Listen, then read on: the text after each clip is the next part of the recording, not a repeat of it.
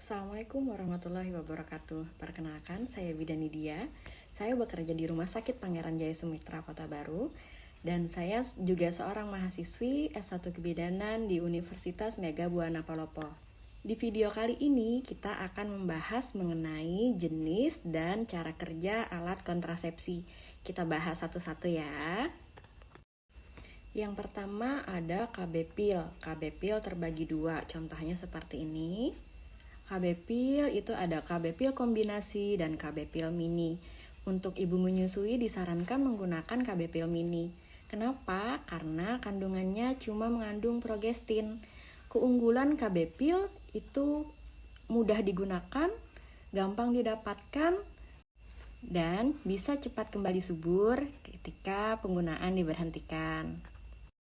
Kekurangan KB pil itu harus disiplin, tidak boleh telat meminumnya.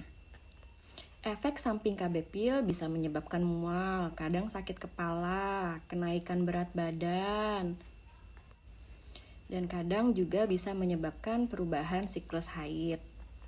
Selanjutnya yang kedua, itu ada KB suntik. Untuk ibu menyusui disarankan menggunakan KB suntik 3 bulan ya. Keunggulan KB suntik itu praktis dan efektif. Praktis karena penggunaannya cuma 1 bulan atau 3 bulan sekali. Kekurangan KB suntik itu jika penggunaan diberhentikan, kesuburan kembalinya lama. Beda sama KB pil tadi ya. Sedangkan untuk efek sampingnya sama kayak KB pil tadi, bisa menyebabkan mual, sakit kepala, perubahan siklus haid, kenaikan berat badan, sama ya. Selanjutnya ada KB implan atau sering dikenal sama KB susuk kata orang-orang ya. Jadi keunggulan KB implan ini itu efektif penggunaannya, 1 kali pasang bisa untuk 3-5 tahun, itu tergantung jenis implan yang dipilih. Kekurangan KB implan itu pemasangannya harus dilakukan oleh tenaga medis yang terlatih. Sedangkan efek sampingnya sama seperti KB yang lain, KB hormonal yang lain, bisa menyebabkan nyeri, terus perubahan siklus haid, kenaikan berat badan untuk sebagian orang. Selanjutnya ada KB IUD. KB IUD ini efektif pemasangannya 1 kali pasang bisa untuk 5-10 tahun. Itu tergantung IUD yang dipilih. Keuntungan lainnya itu aman untuk ibu menyusui. Sedangkan kekurangannya sama seperti KB implan tadi, pemasangannya harus dilakukan oleh tenaga medis terlatih. Terus ketika pemasangan akan terasa nyeri, biasanya awal-awal pemasangan. Selanjutnya ada KB kondom. KB kondom ini sebenarnya ada 2 ya, KB kondom untuk pria dan wanita. Tapi yang familiar di Indonesia itu KB kondom untuk pria. Keuntungan kondom ini efektif jika penggunaannya benar, terus mudah didapat, dan juga dapat melindungi dari penyakit infeksi menular seksual. Kekurangannya apa? Kekurangannya kadang ada kebocoran jika penggunaannya salah, dan kadang juga ada alergi lateks dari penggunaan kondom itu.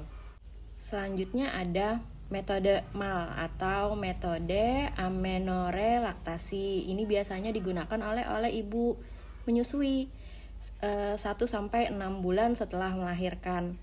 Keunggulannya apa? Karena ini gratis, tidak menggunakan biaya, cuma menyusui. Kekurangannya apa? Cuma bisa digunakan oleh ibu yang menyusui eksklusif dan waktunya terbatas 1-6 bulan setelah melahirkan saja, dan harus ibu yang belum haid setelah melahirkan. Metode selanjutnya itu ada metode pantang berkala atau metode kalender. Jadi kita menghitung masa subur melalui kalender. Terus keunggulannya apa? Ini juga gratis, tidak menggunakan biaya, cuma kekurangannya kadang harus disiplin menggunakannya, harus sabar. Dan yang penting, metode pantang berkala ini cuma bisa digunakan oleh wanita yang siklus haidnya teratur. Jika siklus haidnya berantakan, kurang efektif untuk digunakan. Selanjutnya ada nih yang terbaru, itu namanya patch KB atau KB tempel. Contohnya seperti ini. Itu keunggulannya apa? Karena penggunaannya itu cuma 1 kali seminggu, tinggal ditempel di bagian badan. Kekurangannya apa? Kekurangannya tidak bisa terkena air berlebih. Jadi jika terkena air, KB-nya itu bisa terlepas jika terkena air berlebih. Dan juga kadang ada yang alergi atau iritasi di bagian KB ditempel.